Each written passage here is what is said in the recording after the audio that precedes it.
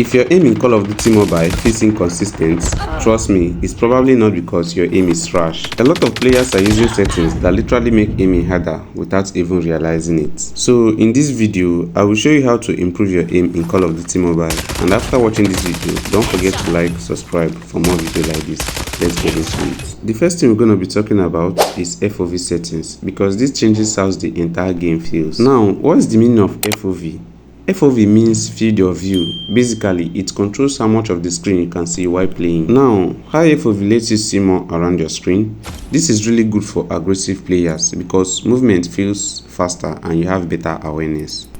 The downside is that enemies become smaller, especially at long range, so aiming can feel harder sometimes. Now, when your FOV is low, it does the opposite. Enemies appear bigger, so long range aiming can feel easier and more focused. But your screen also becomes zoomed in, you see less around you, and movements can actually feel slower and more restricted because everything looks closer. Honestly, I think medium to high FOV is the best overall for most Call of Duty Mobile players. Something around 70 to 85 usually feels balanced. If your FOV is too high, enemies start looking tiny and your aim may become inconsistent.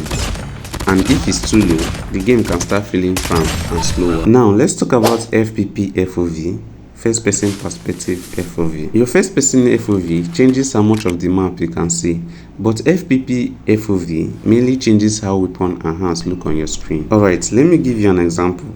Watch this. When your first person FOV is high, your gun appears smaller and farther away from the screen. This gives you a cleaner view and lets you see more around the weapon. It gives you better visibility, easier to spot enemies, cleaner gameplay feel, especially in close range fights. This helps because your gun isn't covering too much of the screen.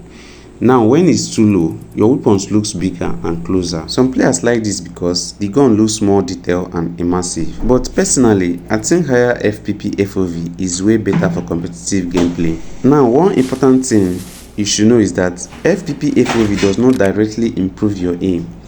It improves visibility, and better visibility can directly help your aim because you can see enemies more clearly during fights. Tip 3 is sync to ADS. Now let's talk about sync to ADS because this is one of those settings a lot of players use without actually understanding what it does. Basically, sync to ADS helps keep your sensitivity feeling more consistent when you aim down sights. Without it, your camera movement and ADS movement can feel completely different from each other. Let me show you an example. Watch this. Now let's turn sync to ADS on. You see, when sync to ADS is on, the game tries to make your transition into ADS feel smoother and more natural.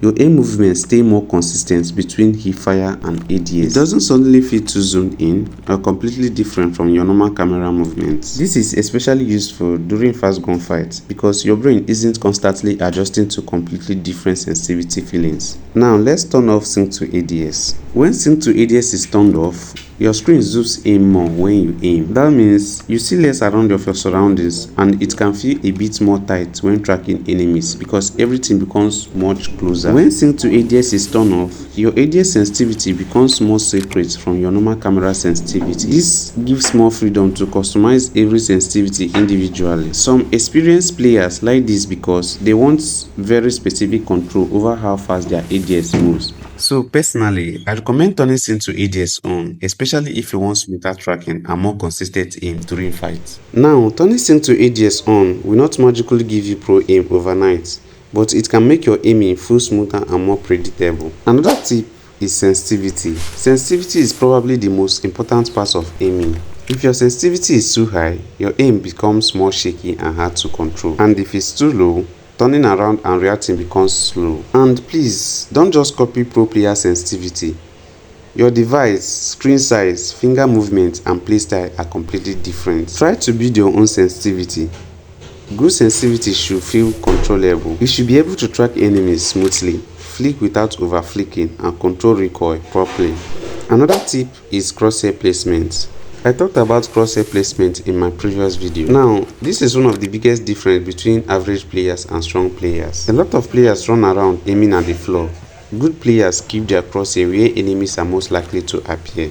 You should always keep your crosshair around head level or chest level. You react faster if your crosshair is already close to the enemy. Now, before I end this video, there's one thing a lot of players ignore, and that's warm up. CODM didn't add warm up for decoration. It's there so your hands can catch up with your brain. A lot of people enter rank match immediately after opening the game, and you forget that your hands are still cold, which will make your reaction feel slow and your aim feel inconsistent. Even pro players warm up before serious matches. Warm up helps your hands adjust to your sensitivity again. It helps your tracking, flicks, reaction time and overall control feel smoother. And honestly, this is where everything I talked about in this video starts connecting together. Your FOV can feel good, your sensitivity can be perfect, your sync to ADS can feel smooth. But if you always jump straight into rank match without warming up, your aim can still feel off. Because aim is also about consistency and muscle memory. You don't even need anything crazy. Just spend 5 to 10 minutes in training range, practicing tracking, recoil control and movements while aiming. After that, you will see that your aim will feel more stable. So improving your aim in Call of Duty Mobile isn't only about copying settings. Your FOV settings, sync to ADS, sensitivity, crosshair placement and warming up all work together. Once you understand how these things affect your gameplay, your aim becomes way more consistent. And that is it for today. So if this video helped you, drop a like and subscribe for more Call of Duty Mobile tips and gameplay. And please stop aiming at the floor like you are searching for lost coins. Don't forget to like and subscribe. I will see you in the next one. Peace out. Thanks for watching my video.